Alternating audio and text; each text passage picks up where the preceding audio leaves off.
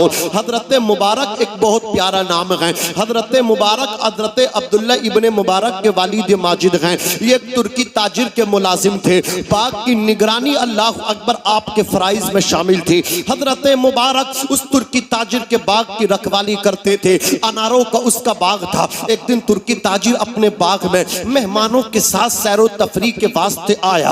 वो आकर के बैठा और हजरत मुबारक से कहने लगा, मुबारक तुम मीठे मीठे अनार तोड़ के लेकर के आओ, मीठे मीठे अनार चुन के लाओ। हजरत मुबारक टोकरी उठाते हैं और अनार तोड़ के टोकरी के अंदर रखते हैं। लाकर के अपने आका के सामने बाग मालिक के सामने पेश करते हैं। जब वो तुर्की ताजिर बाग मालिक अनारों को छीलता है, उसके दाने निकालता है, अपने मेहमानों को देता, अपनी हथेली पर रखता है, जब अपनी मुंह पे रखता, मुंह में डालता है और दांतों से उनको चबाता है, जो रस निकलता है हल्क से जैसे ही नीचे उतरता है पूरा हल्क कड़वा हो गया। अल्लाह अकबर कबीरा। सब मेहमान कहने लगे खट्टा अनार है। हजरत मुबारक ने जो अनार पेश किए थे, तुर्की ताजिर ने दूसरा अनार तोड़ा और उसके दानों को निकाला, हूँ बहू वो भी इसी तरह निकला, सारे अनार खट्टे निकले। तुर्की ताजिर ने कहा, मुबारक तुम्हें इतने साल हो गए, आज तक तुम्हें यह भी पता ना चला कि मीठे अनार कैसे होते हैं, खट्टे अनार कैसे होते हैं, कम से कम ये तो तमीज हासिल कर लेते। अल्लाह अकबर कबीरा। कहा, जाओ दूसरे अनार लेकर के आओ, अब की बार मीठे अनार होने चाहिए। हजरत मुबारक फिर अनार की अनारों से टोकरी भर के लेकर के आए। फिर अनार जैसे ही तुर्की ताजिर ने निकोले हैं, ही खट्टे अनार पहले की तरह निकले। वो बरहम हुआ, गुस्सा हुआ कि तुम्हें इतने साल हो गए और तुम्हें यह भी इम्तियाज न हो सका मीठे अनार कैसे होते हैं, खट्टे अनार कैसे होते हैं। देखो अब मैं तुम्हें बताता हूँ मुसलमान कैसे होते हैं, मुसलमान कितने दयानतदार होते हैं। अल्लाह अकबर कबीरा। उस तुर्की ताजिर से हजरत मुबारक ने कहा था, अरे मैं इनका इम्तियाज कैसे हासिल कर सकता हूँ, इसलिए कि आपने मुझे इसकी परमिशन नहीं दी है, आपने मुझे इसकी इजाजत नहीं दी है। आपने तो मुझसे ये कहा था बाग की रखवाली कर दी है, आपने मुझे खाने की इजाजत नहीं दी थी, पीने चखने की इजाजत नहीं दी थी।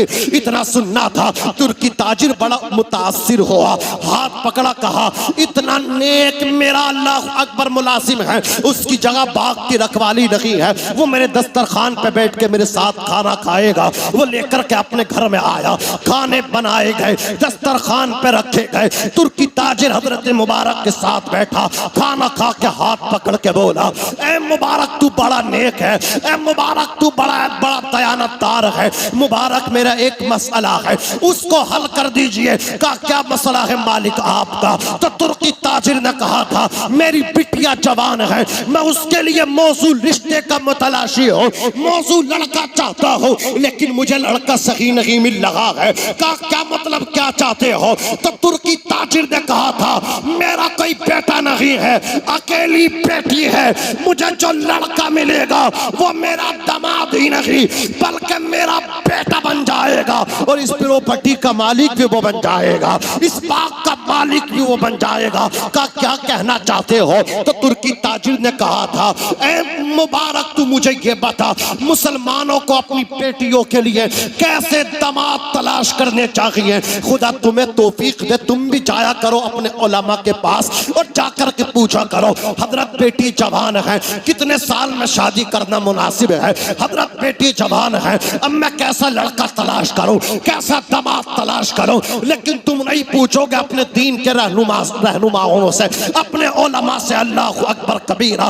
तुर्की ताजिर ने हजरत मुबारक से जब पूछा था, हजरत मुबारक ने कहा था, ए मेरे मालिक सुनो सुनो, जब यहूदी अपने दामाद तलाश करते हैं, यहूदी अपनी बेटी के लिए लड़का तलाश करने निकलता है तो वो दौलत देख करके दामाद तलाश करता है, और जब ईसाई अपनी बेटी के लिए लड़का तलाश करता है, अल्लाह अकबर, ईसाई खूबसूरती देख करके तलाश करते हैं। और जब जमाने जाहिलियत में अहले अरब अपनी बेटियों के लिए लड़के तलाश करने निकला करते थे, अपने दामादों का इंतखाब करने जाया करते थे तो वो हसब व नसब देखा करते थे, वो बड़े बड़े खानदान देखा करते थे।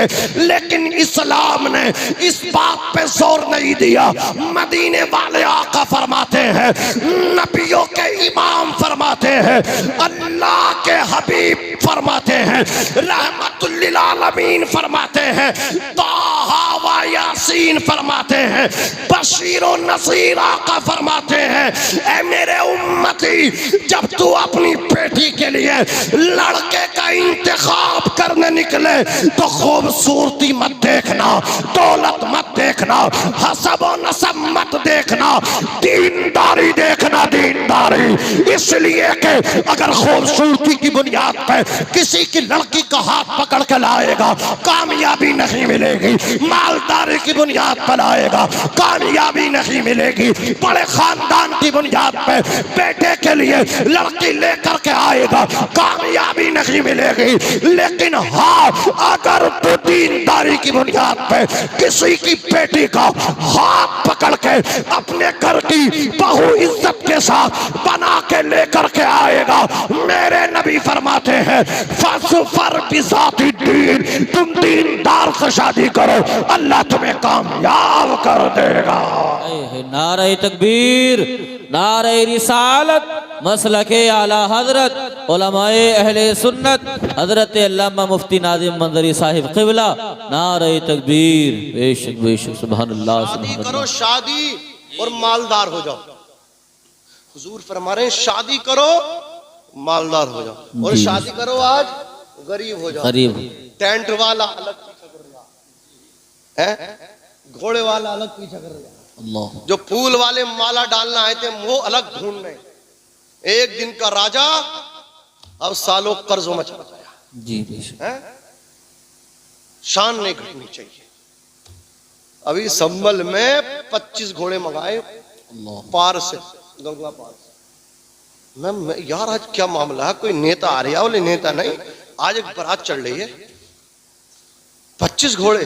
अब जब थोड़ी देर के बाद असर की नमाज पढ़ के जब निकले तो घोड़े भी नाच रहे और घोड़ों को नचाने वाले भी नाच रहे। यार मैंने कहा अफसोस है मुसलमानों, कभी गौर करो, ये घोड़े ना घोड़े ये मैदान जंग की शान होती थी। जी बेशक। और ये मुसलमान भी जो घोड़े बन रहे हैं ना, ये नौजवान, ये भी मैदान जंग की शान होती थी। जी बेशक। घोड़ा भी जंग में काम आता था और ये जवान मुसलमान भी जंग में काम आता था। जी बेशक। और आज दोनों शादियों में नाचने में काम आ रहे हैं।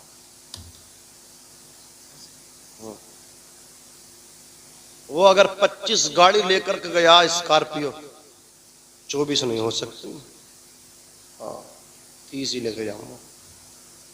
नाम बड़ा होना चाहिए। कोई किसी से बढ़ सका इस दुनिया के अंदर? जैसे को तैसा है कि नहीं है? बोलो क्या मुकाबला करना है खुराफात में? गुनाहों में मुकाबले करते हो, कंपटीशन भी करते हो। यार नेकियों में कभी कंपटीशन करो ना। मस्जिद में अगर वो 2000 दे के आ रहा तो 1900 नहीं 3000 दे के आओ। यहाँ करो कंपटीशन, यहाँ नहीं करेंगे। सहाबा इकराम को पढ़ते ही नहीं है ना। हमारे सहाबा, मेरे आका सल्लल्लाहु अलैहि वसल्लम के प्यारे सहाबा अबू बकर सिद्दीक, हज़रत उमर कंपटीशन कर रहे हैं इस्लाम में देने के लिए। जी बेशक बेशक। मेरे नबी ने फरमाया है कोई जो मुझे मस्जिद नबी की तोसी के लिए जगह दे दे और मुझसे जन्नत में जगह ले ले। सुभान अल्लाह। हज़रत उस्मान गए, उनसे मकान लिया, कहा या रसूलल्लाह मस्जिद के लिए मकान मैंने खरीद लिया, जन्नत मुझे आप दे दो। सुभान अल्लाह। मेरे नबी ने फरमाया उस्मान मैंने तुमको जन्नत दी।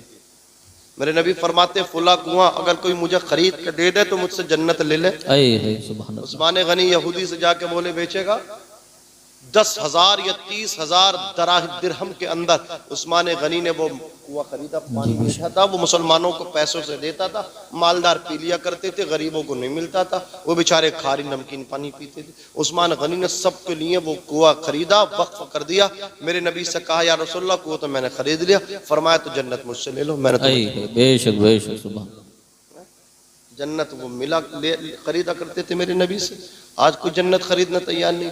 वो कंपनी लाया तो कंपनी मैं भी लाऊंगा, ये क्यों खुराफात कर रहे हो यार, क्यों इस्लाम का जनाजा निकाल रहे हो और इतने पिट रहे हो यार, जेलें तुमसे भर रही हैं, कोर्ट कचहरियों में तुम्हारी लाइनें लग रही हैं, उनके काम सबके हो रहे हैं, उनके उन्हें कोई टच नहीं कर लिया, तुम इतने पिट रहे हो, फिर भी अकलें तुम्हें, आखिर तो अकलों को क्या हो गया यार, होश के नाखून ले क्यों नहीं रहे हो, अपनी शादियों को सस्ता क्यों नहीं कर रहे हो, दीनी माहौल क्यों अपने घरों में नाफिज क्यों नहीं कर रहे हो, अपनी बेटियों को फातिमा ज़हरा रज़ी अल्लाह ताला अन्हा की बांदी बनाने पे प्रेशर जोर क्यों नहीं डाल रहे हो, अपने बेटों को मदरसों में क्यों लेके नहीं जा रहे हो, अल्लाह अकबर कबीरा। अरे तुम्हें जोश क्यों नहीं आता, अगर किसी का बाप मसहरी में लेटा है, बेटा उसका हाफिज है, वो अपने बाप की नमाज जनाजा पढ़ा रहा, तो तुम जोश क्यों नहीं मारते, तुम्हें शऊर क्यों नहीं आता, तुम भी सोचा करो मौत का नाम गाली नहीं है, एक दिन मुझे भी मौत आएगी, जब मेरा जनाजा मसहरी के अंदर हो तो मस्जिद का इमाम या मदरसे का मुदर्रिस नहीं बल्कि मेरा बेटा मेरी नमाज जनाजा पढ़ाता हुआ नजर आ। जी बेशक बेशक, क्या कहने, यहाँ जोश क्यों नहीं मारते, मारा करो यहाँ भी जोश।